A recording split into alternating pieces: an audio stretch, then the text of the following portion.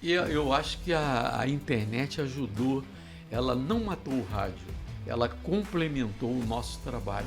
O Garotinho, José Carlos Araújo, foi o primeiro profissional de comunicação, rádio, televisão, jornal, que entendeu e percebeu que era possível o comunicador dar voz ao ouvinte. Esse pessoal que está pintando agora com modismo vai desaparecer e a gente vai continuar. E aí a gente colocava a voz muito alto, né, para poder chegar bem o som no microfone, chegar bem o som no Brasil.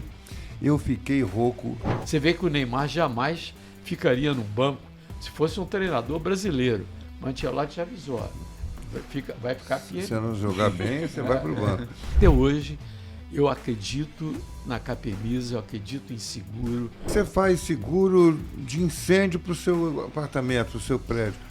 E a coisa mais importante, o que é a sua vida. Você não ter um seguro de vida é uma coisa assim inimaginável nos tempos de hoje.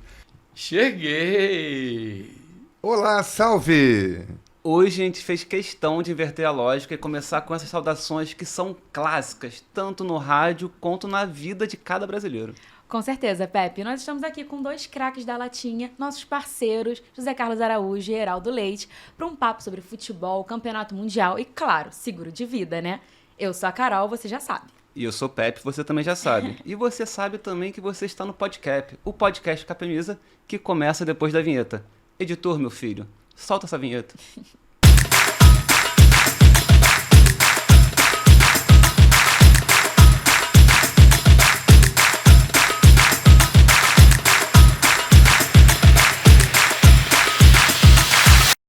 Então, vamos lá, começando dando boas-vindas a vocês, José Carlos Araújo e Heraldo Leite. Que honra! É um prazer estar aqui com vocês. E eu já quero fazer uma pergunta, assim, clássica. Rádio, sobre rádio, claro, né? Ainda tem espaço para todo mundo no rádio? Garotinho, você faz as honras da casa, por favor. É uma questão de hierarquia. Eu acho que não só no rádio, mas em qualquer veículo de comunicação, há espaço. Hoje em dia, poucos são os profissionais que chegam com aquela vocação que nós tínhamos anos e anos atrás. Pode até se dizer, esse cara é saudosista. Não, eu digo isso porque eu estou acompanhando. Eu tenho 62 anos de crônica esportiva. E nesse tempo eu acompanhei a evolução tecnológica, a evolução, a modificação, a transformação da comunicação e até dos padrões de transmissão que estão se modificando, estão se transformando na atualidade. Se perguntar, é para melhor ou para pior, fica a critério de vocês, a análise, mas eu tenho sentido uma involução no que diz respeito à comunicação. O mundo está numa velocidade espantosa, né? De evolução, de transformação. Como diz o Garotinho, às vezes é involução certas coisas. E principalmente por causa da revolução tecnológica. O que mudou muito na comunicação foi o advento dessas redes sociais. Hoje qualquer pessoa, no seu fundo de quintal, no seu quarto, lá no fundo da casa, pega um celular, grava um vídeo, faz uma gravação sobre qualquer assunto, né, e se sente um jornalista, um cronista, um comunicador. Cronista esportivo é outra coisa. Sim. Cronista esportivo é aquele cara que se prepara, que se dedica, em geral, que se forma na escola, na universidade. Esse é o cronista esportivo que vai enveredar por um caminho de estudo e de amadurecimento profissional. Mas não quer dizer que não haja espaço para outras pessoas, para outras realidades, como os influencers hoje em dia, mas é preciso que cada um tenha muito cuidado quando resolve se dirigir ao público. O que tem para dizer.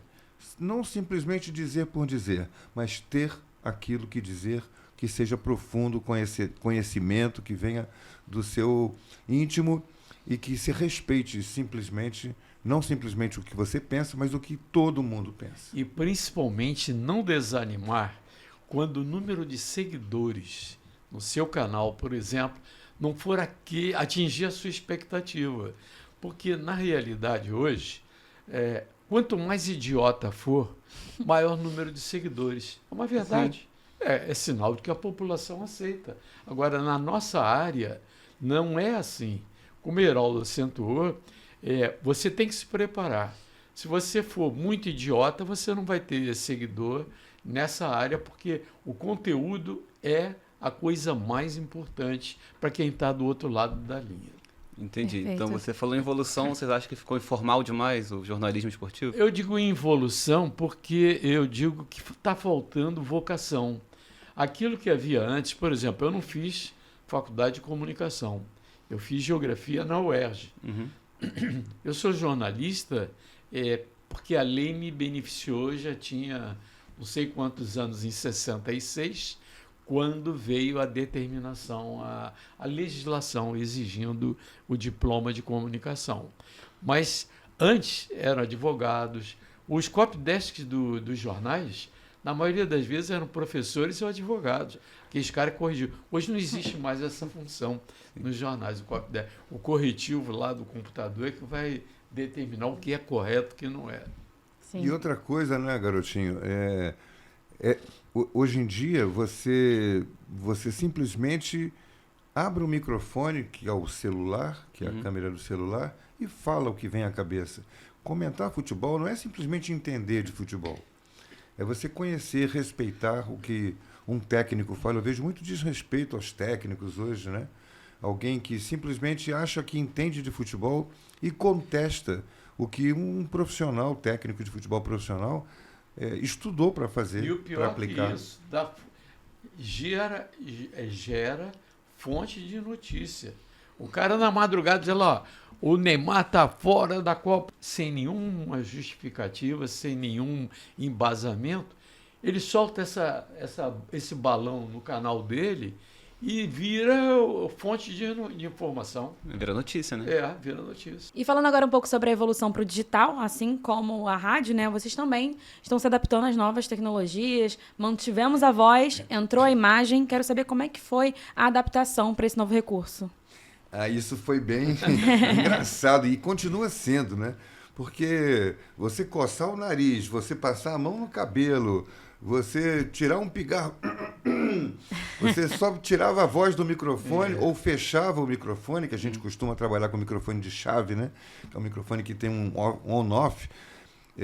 Fazia isso e no rádio não aparecia. Quando você faz isso hoje e a transmissão também está na imagem, aparece tudo. Então a gente tem que se policiar, aprender a fazer, mas é um aprendizado legal esse, bacana de a gente fazer. E eu acho que a internet ajudou, ela não matou o rádio, ela complementou o nosso trabalho. Quando que eu imaginaria, há 30, 40 anos atrás, transmitir futebol com a internet interagindo? Eu vou dar um exemplo. Tem um grupo de torcedores do Flamengo em uma cidade em Israel, acho que é de Irã ou de Inã, que acorda de madrugada, 2h30 da manhã, o prédio, tem vários rubro-negros, para acompanhar o jogo do Flamengo e interage comigo. Um deles, inclusive, eu fui ao bar mitzvah dele aqui no Brasil e tudo mais. Outros, tem outro do Sambatuque, um grupo de samba, em Munique, na Alemanha, o cara é de Paraty, Osmar Oliveira. Figura, Osmar. Ele interage o tempo todo na transmissão. Isso jamais seria imaginável 30, 40 anos Agora, atrás. deixa eu fazer uma revelação aqui que pouca gente sabe. Essa coisa da interatividade, que hoje é uma coisa natural, né? Todo mundo já começa na comunicação interagindo, né? Quem está no microfone e quem está ouvindo a transmissão. O garotinho, o Zé Carlos Araújo, foi o primeiro profissional de comunicação, rádio, televisão, jornal, que entendeu e percebeu que era possível o comunicador dar voz ao ouvinte. Copa do Mundo de 81, de Mundial de Clubes. Não estou nem falando de Mundial de Seleções. Mundial de Clubes, o Flamengo foi decidir com o Liverpool. Aquele famoso título mundial do Flamengo. Em Tóquio. Em Tóquio. Zé Carlos foi para lá com o Luiz Mendes, com o Apolinho e com o Denis Menezes. Eu era o repórter que estava aparecendo ali, buscando uma oportunidade, vindo da Aquele faculdade. garoto magrelo de Santos, de Campos. E aí o garotinho me mandou para Cinelândia. Você vai para Cinelândia com o carro da rádio, Vamos botar a Motorola. Lá tinha um carro, os carros de reportagem tinham a Motorola que falava através de antena e botava no ar. Você vai falar com o povão, porque vai ter telão lá na Cinelândia. E eu fui, foi a primeira vez, e eu botava o ouvinte, o torcedor que estava ali na Cinelândia, vendo o jogo no telão, isso pré-jogo, né? Que vai ver o jogo foi meia-noite, aqui no Brasil. Falando com ele lá em Tóquio, fala com o garotinho que está lá em Tóquio para transmitir o jogo. Aí o garotinho de lá interagia com o torcedor daqui. E aí, quando ele voltou, depois do Mundial, o Flamengo campeão, passou a colocar esse modelo nas transmissões. E através de telefone. E aí eu ia para a arquibancada no meio da raça rubro-negra, no meio da torcida jovem do Botafogo, para fazer a transmissão, colocar o ouvinte no ar. Ele que só podia ouvir, passou a falar. Foi com essa percepção que o Zé Carlos Nas Araújo águas da teve. galera. Nas águas da galera. Heraldo Leite nas águas da galera. Foi assim que eu apareci, digamos assim, isso no foi rádio. 81. 81. Quer dizer, começamos em 77, mas esse modelo foi a partir do Mundial. Né? Não, mas em 77, quando a gente, na Rádio Nacional, foi quando o Heraldo chegou, a gente tinha um programa na hora do almoço, o Bate-Bola Nacional. E tinha uma banca de jornal na Avenida Rio Branco, a banca do Tolito. Tolito era um torcedor do Botafogo. E os jornais pendurados, e a galera discutindo esporte, futebol, olhando as manchetes de jornal. E eu fiz nas águas da galera. Heraldo, vai para lá, para a banca do Tolito. E depois eu passei a fazer o programa, né? Mais tarde ele me botou como apresentador, e o Brandão ia para a banca do Tolito. Exatamente. É engraçado que esse tipo de interação, o rádio, ele deu aula e começou. Eu lembro muito de ouvir isso, quando eu vi o jogo no rádio, estando no estádio, mesmo assim, ouvindo no rádio. Esse tipo de programa mesmo que a gente está fazendo agora, que é o que está dando sucesso na internet, veio do rádio também, é o modelo do rádio. Isso aqui é rádio. Isso aqui é rádio. A única coisa que eu estranho hoje em dia é com as rádios all news, aquelas que só fazem notícia, divulgam notícia o tempo todo, eles têm medo de ouvintes, têm medo de público. Quando eu gostaria, até o padrão, um modelo jornal nacional, chapado, com bancada, eu gostaria de sentir várias opiniões sobre aqueles assuntos que são abordados. Por que não? Por exemplo, vou dar um exemplo, Globo News, Band News, Rádio CBN, Rádio JB é musical. Então, essas rádios, elas dão conteúdo igual. Pode ver que é padrão. Você vê o jornal da Band, você vê o jornal da Record, do SBT, quando vai ver o Jornal Nacional, é tudo igual. Sim. Até a postura dos apresentadores. Né? Quando eu gostaria de ver os caras em pé, interagindo no telão, o cara opinando, mas eles têm medo, porque existe uma linha editorial e ela não pode ser contrariada. Sim. Até por compromissos, às vezes até escusos. Sim. Né? Mas os compromissos estão lá da empresa. Então, eu gostaria de ver um jornalismo em que o povão de várias classes sociais pudesse opinar permanentemente sobre todos aqueles assuntos. O Flávio Bolsonaro está recebido pelo Trump. Porra, ele não foi recebido pelo Trump. Aquilo ali é inteligência artificial, não é? Para você, o cara participar, cara. O povo, o Chico Anísio, me falava uma coisa, aquelas 200 personagens que ele criou, 90% era de personagem que convivia com ele. Ele via na rua, no trabalho, ele sacava estudar um personagem. E a voz ele fazia de acordo com o personagem. Ele dizia assim, povo é a maior fonte de riqueza, de dados, de conteúdo para nós na comunicação. Era a maior verdade. E as pessoas não seguem. Sim. E isso é até engraçado, porque o César Tralli livrou meme na internet justamente por ele levantar e caminhar até o telão, né? Exatamente. Então, ele virou meme por isso. É tão diferente fazer isso, que quando ele fez, virou meme. Eu lembro a primeira vez que o William Bonner levantou da bancada, pra você ver como é marcante. Todo mundo só falou disso. Caraca, o William Bonner levantou da bancada e andou. E não está de samba canção. Não está de samba canção. Que era o que todos especulavam. O Arnaldo Nogueira me dizia que a maior dupla de comunicação do Jornal Nacional Cid Moreira, era o cara de maior credibilidade na pesquisa. O vozeirão. O vozeirão que ele tinha, com Sérgio Chapelin. Sérgio Chapelin. Eles ficaram mais de 20 anos na bancada. É verdade. Mas como a gente está falando que tudo isso aqui é jornalismo, né? Que a gente é rádio, jornalismo de rádio, isso que a gente está fazendo, a interatividade. Mas o rádio demorou um pouquinho para migrar para o modelo digital. Você acha que faltou um pouco de tato? A gente vê algumas pessoas que saíram da rádio e agora estão fazendo sucesso na internet, com podcast, etc. Eu acho que o Rio de Janeiro começou atrás, porque a Gaúcha, a Jovem Pan em São Paulo, a Gaúcha em Porto Alegre, a Jovem Pan em São Paulo e Itatiaia em Belo Horizonte saíram na frente, não era? Já vinham fazendo esse modelo experimental, digamos assim, né? Tudo é tentativa e erro, né? Diferenciada, que era o mais importante. É. Mas eu acho que chegou assim, demorou um pouco, assim, havia uma certa resistência, né? Tinha uma expressão antiga do José Luiz Furtado, que era um repórter de televisão, que dizia: rádio é som, televisão é imagem. Aí o Dani Menezes dizia: rádio é som. E tem um detalhe, esse novo veículo, eu vou dar um exemplo. Eu transmiti outro dia um jogo do Flamengo, Libertadores da América, em que a ESPN estava transmitindo.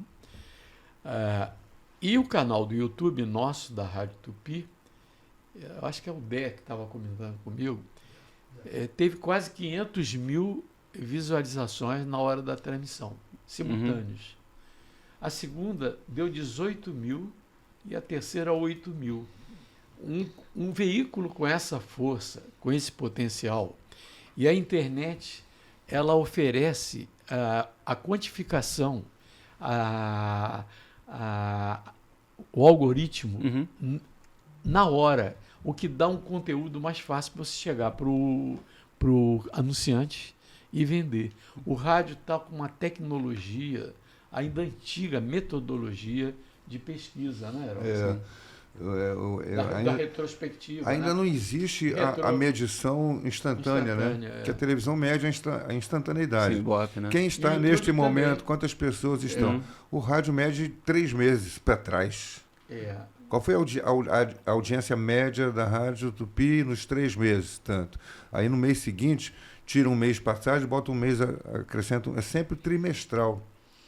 Quando você sabe que... E pergunta para o ouvinte, o que você estava ouvindo ontem às 7 da manhã? A pergunta vai lembrar, né? do pesquisador é assim, que rádio você estava ouvindo ontem? Ontem foi que dia mesmo? Domingo? Domingo, 3 horas da tarde. Estava ouvindo Bola em Jogo, da Rádio Tupi. Pronto, aí... Mas é difícil de você chegar a uma aferição, né? Fiel do que está acontecendo na cabeça de quem ouve rádio. Sim. E é bom para distribuição também hoje em dia a internet, né? Porque qualquer lugar você consegue ouvir rádio do Rio de Janeiro, da Malásia. Você direto consegue... do seu celular na palma da sua mão. Exatamente. A internet ampliou o universo do rádio. Antigamente, só AM, você dependia da noite para a propagação melhor do rádio AM, para cobrir o Brasil inteiro. Tem canal internacional na Tupi, tem canal internacional na Globo. As ondas curtas. Ondas médias. O canal internacional era tipo assim, 1280, 1220. Aí o Brasil inteiro não tinha interferência de rádio naquele canal. Naquela frequência. A ondas curtas também era ouvido. E a onda curta você ouvia no Japão, você ouvia na Austrália. Eu cansei de levar aquele sonezinho com 12 faixas, ou então Transglobo, quando a gente viajava pelo Brasil, que era o rádio, para mim, de melhor som, melhor alto-falante. Aí diziam, mas o rádio agora... Hoje não existe mais o AM, né? Aí o FM tem uma limitação. Você chega a Cabo Frio, as rádios do Rio já muda tudo. Já não estão mais pegando. Então, mas em compensação, agora a gente vai para os Estados Unidos, bota no aplicativo e você ouve as rádios, qualquer rádio que você queira, todo mundo tem seu aplicativo. Tem essa vantagem. Mas tem a desvantagem do delay, do retardo, né? Da diferença do tempo de execução da transmissão. Às vezes é de 5 segundos. Ontem estava vendo um jogo... Streaming está acontecendo isso. O streaming está acontecendo isso. A gente estava fazendo um jogo ontem pela Rádio Tupi, o jogo do Vasco. Estou falando o programa aqui é atemporal, mas só para ter uma situação. E a transmissão de televisão era pelo Paramount. Tinha 50 segundos de retardo. A imagem chegava 50 segundos depois do que o fato tinha acontecido no campo, que a gente estava vendo ali. Então, ao mesmo tempo em que ajuda, atrapalha, né? Porque você não consegue fazer as duas coisas ao mesmo tempo. Com toda certeza. E vocês falaram da sua transmissão, eu vejo direto, né, Bola em Jogo, etc. Você também, do Garotinho. E como você falou, os números são realmente gritantes. E hoje em dia na internet a gente vê influenciadores, diferentes formatos, até humor, brincando um pouquinho. E mesmo assim vocês seguem sendo bastiões do jornalismo futebolístico do Brasil, né? Quando quer curiosidade, quando quer conteúdo de verdade, quer notícia, procuram vocês. Ao que vocês atribuem esse talento todo para isso? Eu acho que principalmente o fato de você, através dos anos, ter credibilidade. E credibilidade é algo que você conquista com os anos de carreira. Heraldo, quantos anos de carreira? 50 fiz 50, agora em setembro passado. Eu de rádio esportiva tenho 62. Então, ao longo dos anos, esse pessoal que está pintando agora com modismo vai desaparecer e a gente vai continuar. Como todo mundo, você faz pesquisa na rua, os mais antigos, mais maduros, se lembram de Valdir Amaral, de Jorge Cury, de Dulcei Camargo, porque foram locutores tradicionais e que marcaram, ficaram na memória afetiva. A memória afetiva é da maior importância nesse fato do recall, da pesquisa, né? É aquela coisa da moda, né? Moda é uma coisa que dura um tempo, tem um prazo de validade, né?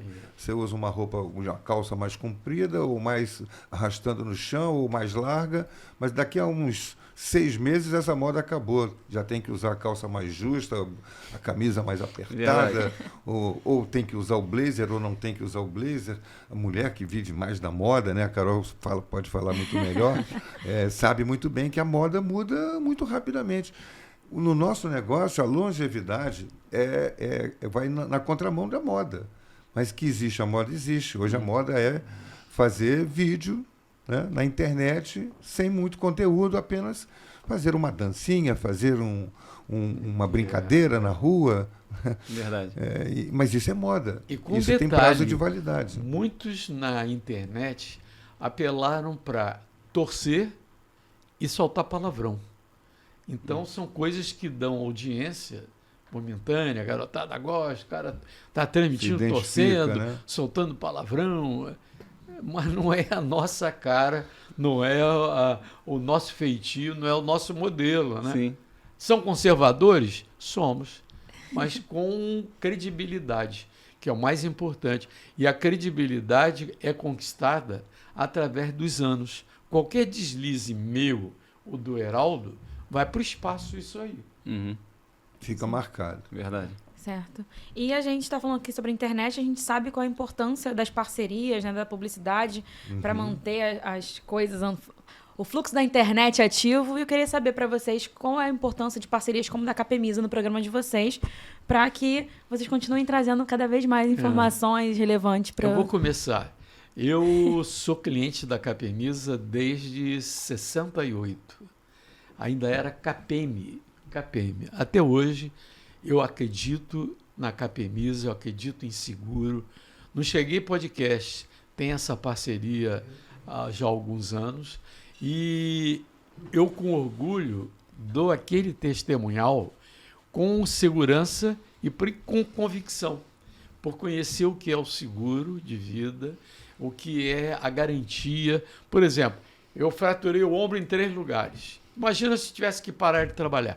Eu trabalhei com tipóia, mas tem aquele segurozinho que de repente me garante aquele dinheirinho naquele período que eu estou impossibilitado de trabalhar. Como é que chama mesmo, Mariana? É o seguro? Capemisa Viva. Então, eu fiquei fora, mas eu tive aquela garantia de ter uma remuneração me garantindo, uma tranquilidade total. Eu tenho orgulho de ter a Capemisa através desses anos como parceira, como fiel, e principalmente porque eu não estou lendo o texto, eu estou dando testemunhal que aconteceu comigo. São 58 anos que eu sou cliente da Capemisa. O Heraldo pode dizer a mesma coisa. É verdade, não sou tanto tempo assim, mas espero chegar lá. Eu li um texto essa semana, Capemisa patrocina o Bola em Jogo, né, que é o programa Domingo, que eu apresento na meio-dia. Rádio Tupi, 12h às 3h. E a gente tem lido um texto que o Pepe manda para mim, a Mariana, que fala sobre cobertura até em situações de câncer. Sim. Uma cobertura com 100%. Então, a gente faz seguro de carro, ninguém compra um carro sem comprar um seguro. Não sai nem da concessionária. Não sai nem da concessionária. Garantia. Já pede aquele carimbinho na fatura. Exatamente. Você faz seguro de incêndio para o seu apartamento, para o seu prédio. E a coisa mais importante, o que é? É a sua vida. Você não ter um seguro de vida é uma coisa assim inimaginável nos tempos de hoje. Ah, mas custa caro. Custava. Hoje em dia, não. Hoje é muito mais acessível o seguro de vida e necessário. Você está lidando, como o garotinho falou aqui, ele sofreu um acidente inesperado. O Zico derrubou o garotinho. Como é que pode um negócio desse? Calma, o Zico é o nome do cachorro, do Golden do garotinho. E aí um acidente, você não tem... Acidentes, né? Não são inesperados. Se você não tiver quem te sustente, quem te ampare, você fica numa furada. E outra coisa, quando você faz um anúncio em que você acredita nele, é outra maneira de falar. Está nos seus olhos, está na sua expressão. Você faz um anúncio, uma propaganda... Com mais credibilidade. De uma coisa que você sabe que tem credibilidade e você empresta, porque você também tem sua credibilidade. Se eu ficar falando de um produto que ninguém acredita, né? Isso não existe, a sua credibilidade vai junto para o ralo. Então, como é bom a gente fazer o anúncio de um produto em que todo mundo acredita e que a gente pode divulgar e principalmente com segurança. O ouvinte, o telespectador, ele sabe quando o cara está lendo um texto e sabe quando ele está vendendo o produto com autenticidade. É o caso nosso em relação à Capemisa. Capemisa Viva, o produto que você falou, ele tem essa cobertura de despesas médicas, hospitalares e odontológicas para caso de acidente, como foi seu caso com o Zico, o cachorro, não o jogador. E tem essa cobertura também que o Heraldo falou de doenças graves, que a pessoa tem uma doença grave como câncer, lúpus, e tem 100% do que ela contratou para não se preocupar com dinheiro, se preocupar só em cuidar da saúde, da família. E eu acho legal que você falou da concessionária, que o pessoal sai da concessionária sempre com seguro de carro. E ninguém sai da maternidade com seguro de vida. Exatamente. A lógica tinha que ser invertida. Essa lógica tem que ser invertida. Isso é uma nova realidade para o mundo de hoje, em que você vive no mundo, né? Nós vivemos numa cidade, em qualquer lugar. Hoje em dia não tem mais essa coisa de o Rio é violento ou São Paulo é violento. A violência está institucionalizada nas pessoas, nas grandes cidades, até nas pequenas. Infelizmente, né? Na minha cidadezinha, lá no meu paraíso perdido de Atafona, lá no norte do estado do Rio, a gente não pode dizer que não existe violência. Então, se você não cuida de uma segurança para a sua vida, você realmente fica muito vulnerável, né? E a gente sabe que tem muitos jogadores, por exemplo, que se machucam e tem que encerrar carreiras por conta disso, né? Então, fazendo uma analogia aqui com o futebol, olha quão grave que isso pode ser. Então, realmente, o seguro de vida, ele é além de uma coisa que você paga todo mês. Ele vai totalmente de encontro à educação financeira, uma proteção financeira, né? Então, quando a gente está falando de seguro de vida, a gente fez até recentemente um conteúdo para nossas redes sociais, falando sobre educação financeira, falando sobre quão é importante a gente pensar nisso como algo que não vai descapitalizar a gente caso algo aconteça, né, Pepe? Proteger o sonho da família. Eu acho que tem a ver com isso. Meu pai, ele fez um seguro de vida quando ele começou a fazer o financiamento do apartamento que eu morei quando era criança. E no meio das primeiras parcelas ele descobriu que tinha um câncer cerebral e teve que se afastar do trabalho. Se não tivesse seguro de vida ali, com essa cobertura de doenças graves, provavelmente eu não estaria morando onde eu morei minha vida toda e ele estaria desistindo de um sonho da família. Então o seguro serve para isso, para proteger os sonhos das pessoas. Mas mudando de assunto, Carol, Heraldo, a última vez que o garotinho veio aqui, a gente perguntou pra ele qual que era o maior ídolo dele do esporte. E ele falou o velho Lobo, né, o Zagallo. Queria saber de você, qual que é o seu maior ídolo do esporte? Isso não é fácil não, ele escolheu bem o Zagallo. Eu vou ficar com o Zico, não o cachorro, mas o atleta. Porque o Zico foi o maior profissional com quem eu convivi. Convivi com muitos grandes. Roberto Dinamite foi um grande profissional com quem eu convivi também. Mas o Zico foi o maior de todos. Era aquele profissional que cuidava do seu jeito, da sua profissão, que é jogar futebol, e entendia tudo que estava ao redor dele, inclusive o trabalho da imprensa. E não mudou o comportamento dele desde que quando começou até hoje. Para mim é o maior profissional de futebol com quem eu pude trabalhar nesses 50 anos de jornalismo e continua sendo, né? Porque ele saiu do futebol, mas o futebol não saiu dele, né? Está no cinema Não, aí. não abandona, está no cinema. Zico Samurai de Quintino, eu tive a honra de participar, porque com o Celso Garcia, o Zico tinha 14 anos, eu acompanhei o Celso levando o Zico para a Gávea. Ele estudava no Rivadavia Correia, ali na Presidente Vargas, quase na Central do Brasil, e levar para ele treinar aquele franguinho, magrinho, cabelinho todo arrepiadinho. Foi o Celso quem levou o Zico para a Gávea e foi o Celso quem me levou para a Rádio Globo, coincidentemente. Quando eu falei o Zagallo, a justificativa é a seguinte: foi o profissional do futebol com quem eu mais convivi. Então, você conhece as pessoas exatamente assim, né? Sim. E o Mário Jorge Lobo Zagallo, eu trabalhei, cobri Botafogo 9 anos, no início de repórter. Então, o comportamento dele, eu fiz a matéria com ele quando era jogador, se despedindo de jogador, fiz uma baita matéria para o jornal O Dia. E uma vez, vou contar uma história interessante. Sexta-feira, o jornal impresso hoje não tem a força que tinha antigamente. Mas sexta-feira tinha um chamado pescoção. O que era o pescoção?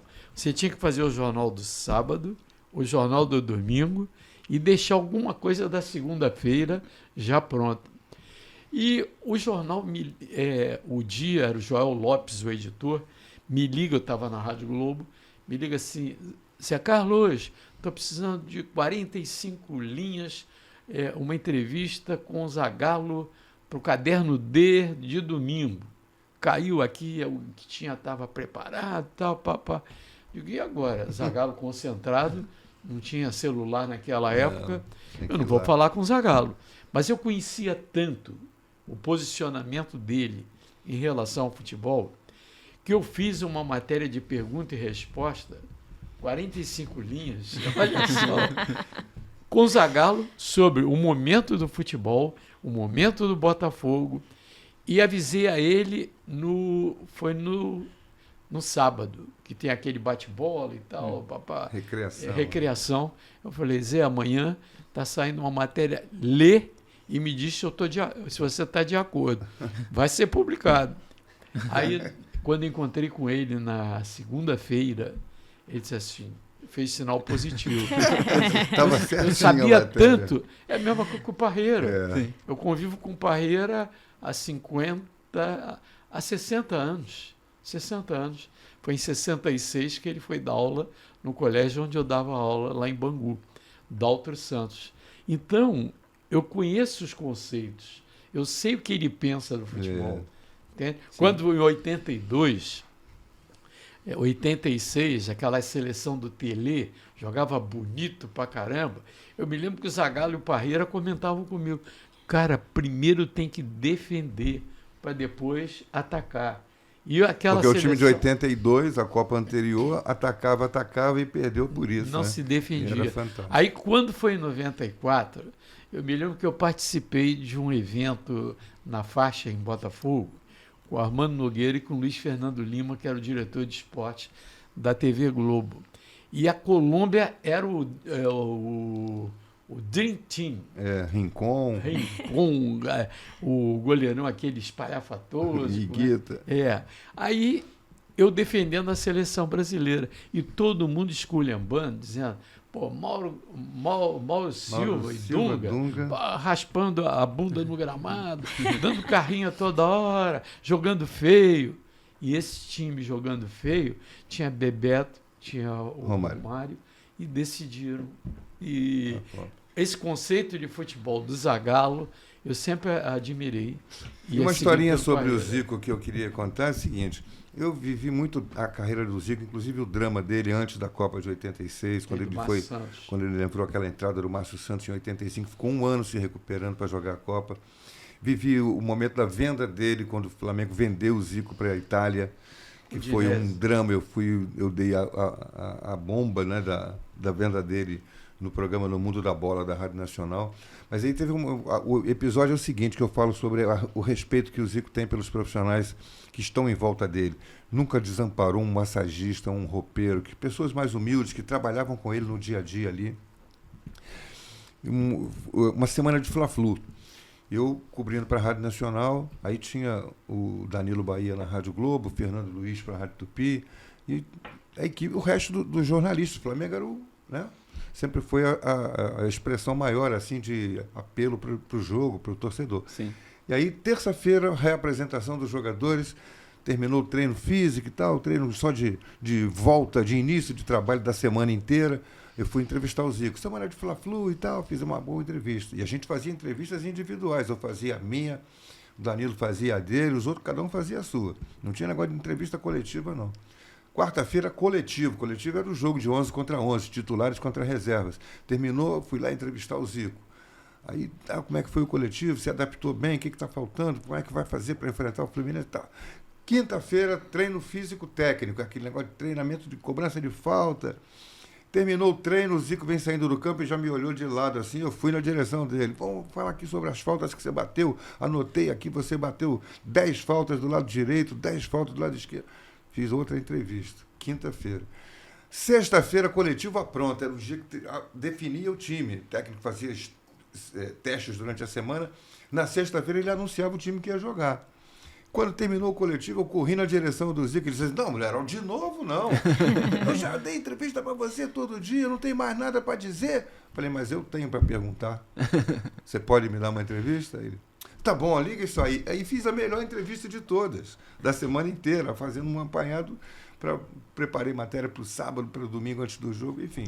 O Zico era esse cara que atendia todo mundo. E ele, as pessoas já ficavam assim, né? Todo mundo vai entrevistar o Zico, todo mundo. E ele atendia todo mundo. Maravilha. Então, já que a gente já entrou aí nesse assunto do futebol, queria saber o que vocês acharam da convocação da seleção e se para vocês alguém ficou faltando, alguém ficou de fora aí que deveria estar incluído. A convocação é a relação dos caras de confiança do treinador. O que se argumenta aí, duas coisas se argumentam. Questionam a convocação do Neymar, ele foi para se recuperar dentro do ambiente de concentração da seleção brasileira. Se vai se recuperar ou não, é outro problema. Ele pode ser cortado? Acho que pode. Se admite isso, porque panturrilha é um negócio muito chato. Panturrilha acabou com a carreira do Romário, panturrilha encerrou a carreira do Renato Gaúcho, Heraldo sabe muito bem disso.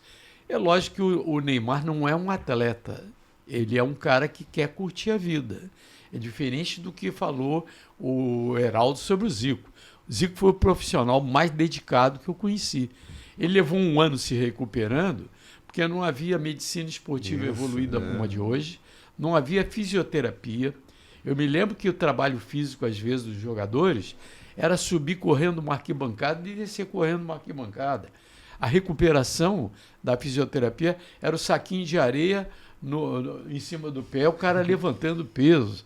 Então, mudou tudo completamente. Agora, a conscientização profissional de um Roberto Dinamite, de um Zico, são incomparáveis ao de um Neymar. Pode-se questionar também, o João Pedro brilhando no Chelsea não foi chamado. Mas é questão pessoal do Ancelotti. De repente ele pode pensar, o Matheus Cunha lá na frente faz isso que o João Pedro está fazendo. Tal. É concepção dele. Agora a gente tem que apostar. Se perguntar para mim, a seleção com o Ancelotti evoluiu em relação... A anterior foi Dorival Júnior, não foi? O anterior? Nessa fase de preparação. Em relação a Tite, eu acho que não. A seleção não evoluiu. Mas ele tem um crédito de confiança muito grande pelo currículo e principalmente pela segurança que ele transmite e autoridade, ascendência sobre todos aqueles comandados. Você vê que o Neymar jamais ficaria no banco se fosse um treinador brasileiro. O Ancelotti já avisou. Vai ficar pior. Se você não jogar bem, você vai para o banco. O Ancelotti é tudo isso. E acho, inclusive, uma coisa, garotinho, que Pepe e Carol e quem está nos ouvindo e vendo. Quando a CBF renova o contrato dele, antes de ver o desempenho, que ele já fez um contrato até 2030, até a próxima Sem ser avaliado, Copa. né? Sem ser avaliado. A avaliação dele vai ser durante a Copa. O que fez até agora?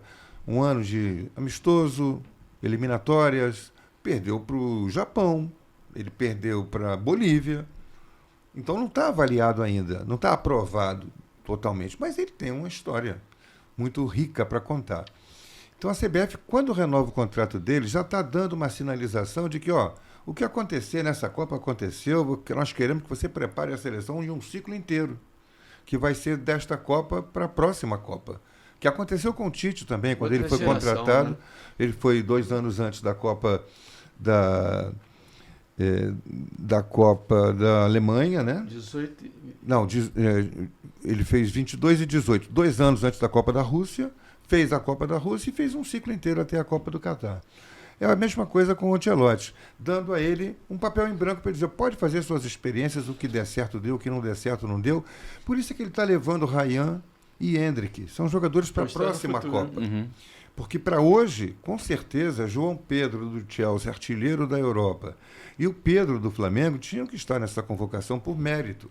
Mas aí é como diz o Zé Carlos, é a cabeça de cada treinador. Sim. Se eu sou o treinador, o Pedro estava convocado, mas aí é a minha cabeça. O João Pedro estava. Quem sairia? Talvez saísse o Ryan, que só vai ficar bom para a próxima Copa. Mas o Ronaldo Fenômeno foi levado para a Copa de 94 apenas para aprender o que era a seleção e estourar na Copa seguinte, que foi o que aconteceu na Copa da França. Infelizmente, ele teve aquele piripaque que o tirou da final. Para entrar no e o Brasil clima, perdeu no a Copa. ambiente. O garoto, ele era muito novo. Foi na época que o Jô Soares dizia assim, Parreira, bota a ponta. E a mãe do Parreira, então viva ainda, Dona Geni, cobrava dele exatamente que ela viu o Jô e ela ligava para o filho. Meu filho, bota o garoto, bota a ponta. No grupo C, o Brasil pega Marrocos, Haiti e Escócia. Existe algum mundo que o Brasil não vá para a próxima fase? O primeiro jogo é o mais importante. Porque se você ganhar, vai bem o resto. Se você perder, baixa o moral para a sequência nessa primeira fase. E Marrocos é uma seleção perigosa. Sim. Uma seleção muito bem montada. Quarta colocada da última Copa. Exatamente. E eu não vejo como o Brasil sobrar nessa primeira fase, não. Ele vai passar. Essa Copa tem uma característica diferente das outras. O terceiro colocado, os 8 melhores de 12 terceiros colocados, vão se classificar. Não tem uma seleção grande que não vai se classificar. Não vai acontecer como já aconteceu com a Argentina ficar fora, com a Itália ficar fora. Não, as grandes seleções vão se classificar. A questão é a fase de 16 avos, que não existia. Começava a fase mata-mata nas oitavas. Agora tem uma fase maior, antes, 16 avos. E aí é que vem o perigo que o Brasil... Mata-mata? Se não ganhar do Marrocos, ele vai terminar em segundo lugar. Porque Brasil e Haiti vai ser 8-0. Sim. Brasil e Escócia vai ser 4-1. Não tem. E o Marrocos também vai golear essas duas seleções. Então, o Brasil empatando com o Marrocos não será mau resultado, pelas circunstâncias atuais. O Brasil começando, nova fase, novo técnico, nova metodologia, calor intenso. O Brasil empatar com o Marrocos não será mau resultado. E aí vai decidir quem é primeiro no saldo de gols dos dois outros jogos. Heraldo Leite lembrou, calor intenso. O Brasil está se preparando na Granja Comari, onde está um frio danado, temperatura. O Heraldo cobriu muito lá a Granja Comari. Uma neblina. Não, russo, você amanhece russo. com sol, céu azul e de repente vira o tempo e baixa a temperatura repentinamente. O que isso não é muito bom para recuperar a lesão, né? Não, não é. E a gente está com essa dúvida aí do Neymar, né? Por causa do problema da panturrilha. Mas eu acho que é a primeira fase e depois ele vai ter... o Brasil estreia dia 13 de julho. Dia 1º de junho. Dia 1º o Brasil já vai estar nos Estados Unidos. Já vai estar mais ou menos ali no clima. Adaptado. Vai se adaptar a essa questão climática aí. O problema é montar o time em função desse primeiro jogo. Esse é o jogo chave, porque se o Brasil cair em segundo, ele pode pegar a Holanda ou o Japão nessa fase de 16 avos. O Japão tá voando, né? Imagina Brasil e Holanda. O Brasil e Japão. O Japão ganhou da gente aí, com o Ancelotti e tudo. Ganhou da Inglaterra também, num amistoso recente. O Japão não tá para brincadeira, não. Os japonesinhos ali, o Zico foi ensinar futebol para os caras. E tem um detalhe, essa seleção, essa Copa, né? A gente tem que encarar que Portugal, França, Espanha. Sempre aparecem com destaque nas Acho que a França é a maior favorita. Mas é bom que o Brasil não chegue como favorito. Em 2002 a gente não chegou como Aliás, favorito. quando o Brasil ganhou a Copa do Mundo... 70 não era favorito. 94 também não, nem 2002. Só 62, né? 98 era favorito. Em 62, sim, porque tinha sido campeão em 58 e ainda tinha Pelé e Garrincha, né? Que já tinham vindo assombrando o mundo no ano anterior, na Copa anterior. Mas mesmo assim teve o problema com o Pelé, enfim. Mas em todas as outras Copas, o Brasil é bom chegar assim, como meio desacreditado e tal. O Brasil está entre os 5, tá bom, está entre os 5 favoritos. E falando um pouco sobre bastidores agora, eu quero saber qual foi o jogo mais marcante que vocês cobriram e por quê? Vai, Heraldo. Mais marcante para mim foi a Copa de 82, primeiro porque foi a primeira Copa que eu fiz, com o Zé Carlos, Luiz Mendes, o Austin Rodrigues, os dois eram comentaristas, e eu repórter com o Denis. A gente cobria a seleção brasileira. E aquele time era espetacular. Leandro numa lateral, o Júnior na outra, demais. Um quarteto de meio de campo com Cerezo, Falcão, Sócrates e Zico. O Serginho, que era caneleiro, mas fazia gol. E o Éder de ponta esquerda. Era uma seleção espetacular. E todo mundo achava a mesma coisa. E por ser a minha primeira Copa, tem uma outra confidência aqui. Primeiro jogo, Brasil e União Soviética. Aí o Brasil levou o primeiro gol, 1-0, virou, ganhou o jogo de 2-1 da União Soviética. A gente foi a primeira vez que a gente transmitiu um jogo numa bancada, e você estava na mesma situação dos torcedores comuns. Não era uma cabine fechada, uma cabine de rádio, era aberto. Nossa. E aí a gente colocava a voz muito alto, né, para poder chegar bem o som no microfone, chegar bem o som no Brasil. Eu fiquei rouco. Garotinho me botou 3 dias de quarentena no quarto, não sai, não vai fazer treino, só tomando remédio. Ele tem uma farmacinha que ele carrega para todo lado. Vai tomando remédio, muita água, alimentação, não sai, não fala nada. Se quiser falar alguma coisa, escreve no papel que a gente vê para você, para poder fazer o segundo jogo. Mas essa Copa foi para mim a mais marcante, e o jogo mais marcante foi Brasil e Itália, que Paulo Rossi fez 3 gols. A Itália tinha empatado os 3 jogos da primeira fase. Sim. A imprensa italiana não entrevistava os jogadores. Os jogadores fizeram greve contra eles. A gente entrevistava os jogadores da Itália, mas para os jornalistas italianos eles não davam entrevista. E a Itália ganhou da gente. Porque ela, na segunda fase, que foi uma segunda fase de grupos, teve Brasil, Argentina e Itália. O Brasil ganhou da Argentina, de Maradona começando, 3-1. A Itália ganhou da Argentina, a primeira vitória dela, 2-1. Mas como tinha sido pelo saldo de gols, o Brasil entrou como favorito, podia empatar o jogo. Só que o Tele não sabia jogar para empatar. Aquele time não sabia jogar para empatar. Fez 2-2 e queria fazer o terceiro, levou o terceiro gol. Foi uma decepção, mas foi para mim a mais marcante. Não foi a melhor lembrança, né? Naturalmente, mas foi a mais marcante. Eu tenho um jogo mais marcante. Em 1969, em outubro, o Valdir Amaral chegou para mim e disse assim: você viaja amanhã para a Romênia. Nunca tinha saído do Rio de Janeiro, eu. Nunca. Aí falou para mim assim, o Celso Garcia, que era o segundo locutor, não quer viajar. O Celso tinha medo de avião tremendo. Mais do que o Gerson, mais do que o Canhota. Aí falou assim, se prepara que você vai viajar 2 dias depois para a Romênia. Isso em outubro de 69. Aí eu fui para a Romênia, fiz Portugal e Romênia. Eu fui para a Suíça, fiz Portugal e Suíça. E fui para a Alemanha fazer Alemanha e Escócia. Alemanha e Escócia. Foi 3-2 a Alemanha. Aquela época era ocidental, tinha ocidental e a oriental. E o jogo foi no Volkspark, em Hamburgo. E eu nunca mais esqueci disso, porque eu fui sozinho, sem comentarista, sem repórter. Primeira viagem. Por que ficou marcado? Primeiro pelo jogo, que foi sensacional.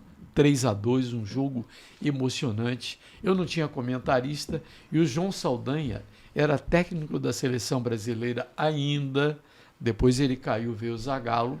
Para a Copa de 70 foi o Zagallo. E o Saldanha estava no meio do público, ali embaixo, no meio de cronista, falava pra caramba. E eu tinha combinado com ele, pô, João, no intervalo dá uma subidinha para me ajudar a me sustentar. Não houve jeito dele sair de lá onde ele estava. O que aconteceu? Isso foi o terceiro jogo que eu fiz. Jogo sensacional, emocionante. No intervalo, eu não tinha comentarista, mas eu tinha uma Rural Íris do Jornal Globo, com aquele equipamento que eu botei no Largo da Carioca, para fazer entrevista, como o Heraldo falou, na Cinderlândia e tal.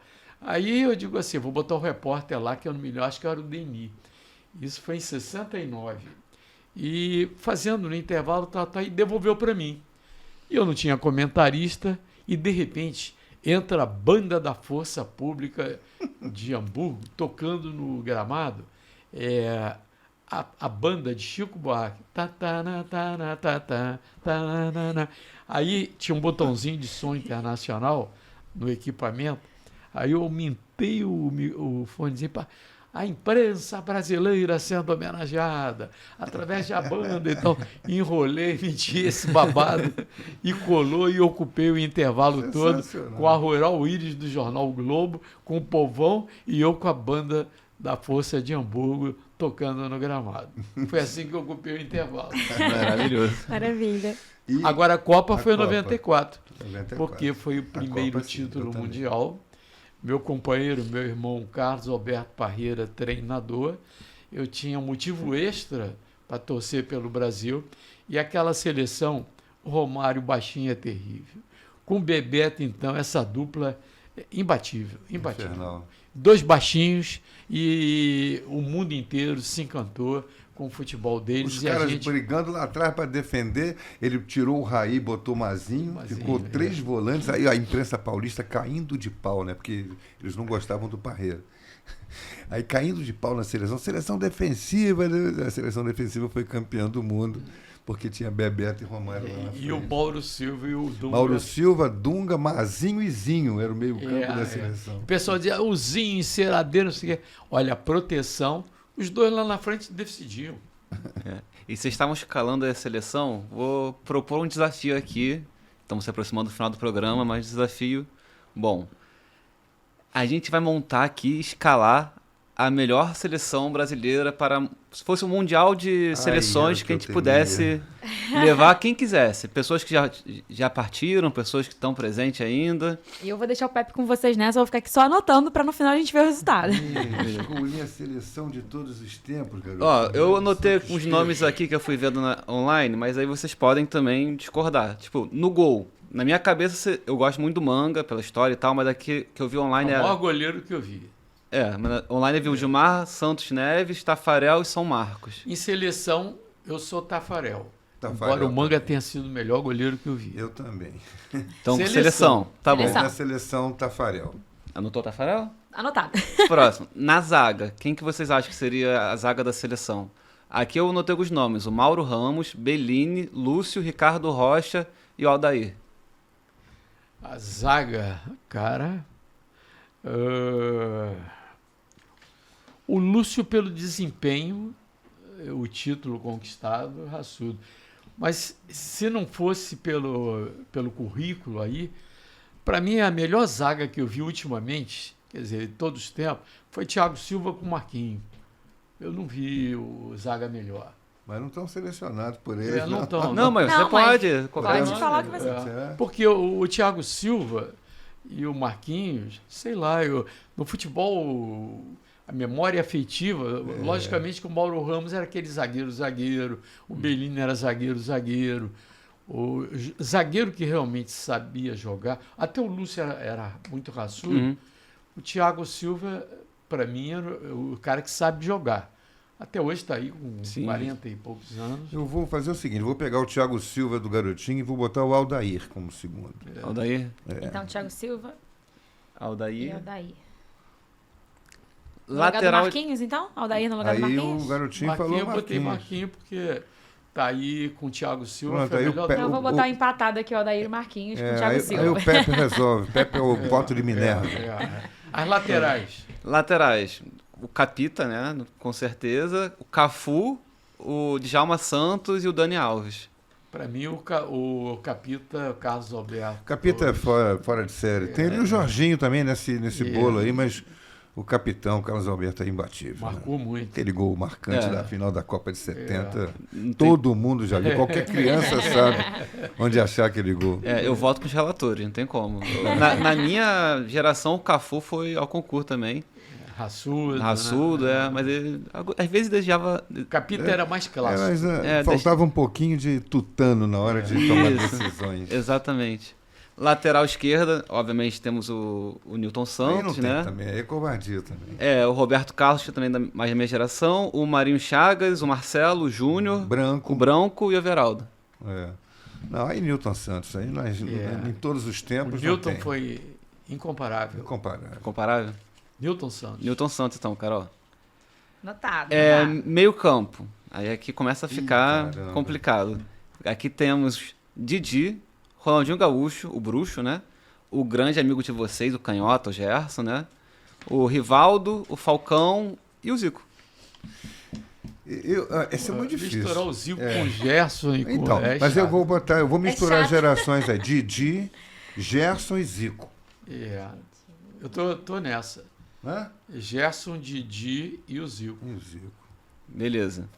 Agora pro ataque. A gente tem, claro, o Garrincha e Pelé, dupla de ataque que o pessoal ama. Difícil. Aí é difícil. O Jairzinho, o Ronaldo Fenômeno e Romário. Romário e Bebeto, né? Também, né? Bebeto também, né? Aí Pô, mas difícil. com Garrincha e Aí Pelé, com Pelé. ali, cara. Aí são três, né? Pelé, Garrincha tem que estar, né, Zé Carlos? Pelé, E o Garrincha. terceiro dessa turma toda aí, Romário. Vai ter que aqui é comprometimento. Vamos ter que se comprometer com esse terceiro nome. Porque essa seleção aí ia jogar bonito igual as do Tele. Mas não Ronaldo ia ter Fenômeno, proteção, né? Jairzinho e Romário e Bebeto. Olha que dificuldade. Para escolher um. E Zico. Não, o Zico já está no meio de O campo. Zico tá no meio de campo, é. O Zico está com o Newton Eu Santos. botaria o com Ronaldo Didi já. e o... É só um que tá faltando? Falta um. Pelé e Pelé, Garrincha, Garrincha. né? Pelé, Garrincha.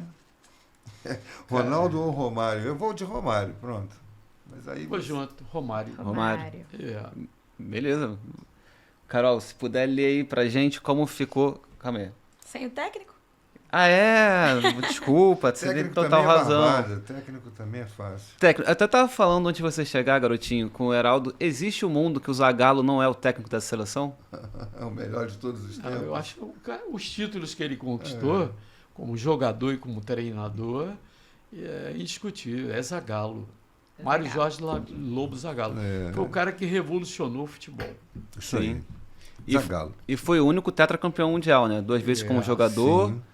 58 e 62, uma vez como técnico em 70 e como coordenador. 94. Não, e como jogador, ele não era um jogador brilhante. Não era. Ele era uma formiguinha que lutava, armava, defendia. E essa visão de jogador ele levou como treinador. Tanto que a sombra do Zagallo, a imagem do Zagallo, era retratada no Dirceuzinho, que era um jogador que fazia exatamente isso. O Zagallo adorava ele. Né? Dirceu, que morreu E no foi acidente de assim que o automóvel. Zagallo botou Rivelino de ponta esquerda na Copa de Exatamente. 70, né? Para Sim. fazer a função que ele tinha executado na Imaginava. Copa em 62. Então, perfeito. Então vamos lá? Vamos ler aqui? Vamos lá. Antes da gente ler, galera, ó, a gente vai ler a seleção que a gente escalou aqui pra vocês. Se você discordar, comenta aqui embaixo qual é a melhor seleção pra você de todos os Boa. A tempos. gente quer saber a sua opinião, então deixa aqui, mas a gente vai ler aqui a seleção dos craques. Vamos lá, no gol, Tafarel. A zaga, Thiago Silva. Tivemos um empate aqui entre Aldair e Marquinhos. Nosso capita, Carlos Alberto. Lateral esquerdo, Newton Santos, claro. Meio de campo, Didi, Gerson e Zico. Esse meio de campo aí ficou. Ataque, Pelé, Garrincha e Romário. E o técnico Zagallo. Estamos de Isso, acordo? acho que tá bom, né? Acho que é isso. Então, não esquece de comentar aqui embaixo qual que é a sua seleção dos sonhos. Quem discorda pra tá gente- liberado, né? Tudo bem estar errado, gente. É como... Então, Carol, a gente acabou de falar de escalação, a gente não pode esquecer você de escalar também a segurança no seu time. Como a gente falou aqui, a defesa é a melhor coisa para você seguir para frente, jogando cada vez mais no ataque e buscando seus sonhos. Então, se você procura segurança individual, aposte no Capemisa Viva, que ele é o seguro perfeito para você, feito sob medida para o que você precisa e para a sua família e cabe no seu bolso. E se você quiser fazer um evento esportivo, seja um interclasse, seja um intercontinental de clubes, você... Ou até aquela pelada de final de semana, né? Isso, exatamente. Pelada, churrasquinho, inclusive festas também. Procure o Vida Eventos Capemisa, que é um seguro que vai proteger tanto os jogadores quanto a torcida e até mesmo o juiz e o bandeirinha. Eu sei que eles também precisam de proteção, galera. Calma, calma. Vamos seguir aqui com o programa. Então, como a gente falou também, para botar nos comentários aqui o que o pessoal acha das seleções, a escalação deles, a gente queria saber onde que o pessoal encontra vocês. Cheguei podcast no Garotinho. No Cheguei Podcast, no @José Carlos Araújo Garotinho no Insta e na Tupi FM 96,5, ou então Tupi Esportes, no canal no YouTube. Você acompanha no aplicativo as transmissões do futebol. Eu também na Tupi, apresentando Bola em Jogo, de meio-dia às 3 aos domingos. Com a chancela da Capemisa. Com patrocínio da Capemisa Seguradora. E tem o meu canal no YouTube, que é Heraldo Leite na Cara do Gol. Eu faço meus comentários, algumas lives. Também, como garotinho, não vivo preocupado com o número de seguidores, não. Tem bastante, mas não é o fundamental. O fundamental é estar presente nesse mundo, né, digital também. E a fidelidade dos seguidores. Então, o canal Heraldo Leite na Cara do Gol. Tenho minha página na internet no Instagram, Heraldo Leite Oficial. Aí é mais para falar dos netos, dos filhos, das viagens, mas também alguma coisa de futebol. Mas o futebol é mais concentrado na Rádio Tupi e no canal do YouTube. Bacana. Perfeito. E Pepe, eu vou quebrar um pouco o protocolo aqui como grande fã da rádio. Quero dedicar esse programa de hoje a 2 professores meus da faculdade, da UERJ, Marcelo Kishinevski e Felipe Mostaro, professores de rádio incríveis, impecáveis, que transformaram esse amor que eu tenho pela rádio até hoje e que me trouxe até aqui, estando aqui no podcast com você. Então, agradeço aos 2. E a vocês 2, muito obrigada. Somos grandes fãs, estamos muito emocionados e felizes com a presença de vocês. Obrigada demais. E é isso, vamos deixar as redes sociais deles aqui na descrição, como sempre, dos nossos convidados. Também da Capemisa, né, Pepe? Que a gente tá sempre no Twitter, Estamos sempre no X, Facebook, Instagram, LinkedIn, o que mais? Pepe que é o cara das redes, gente. Procura aqui na descrição que onde você procurar a Capemisa você vai encontrar, porque a gente está sempre perto de você, seja você parte dos nossos 3 Cs, colaborador, corretor ou cliente. E como sempre, eu sou o Pepe. E eu sou a Carol. E esse foi o Podcap. Até a próxima.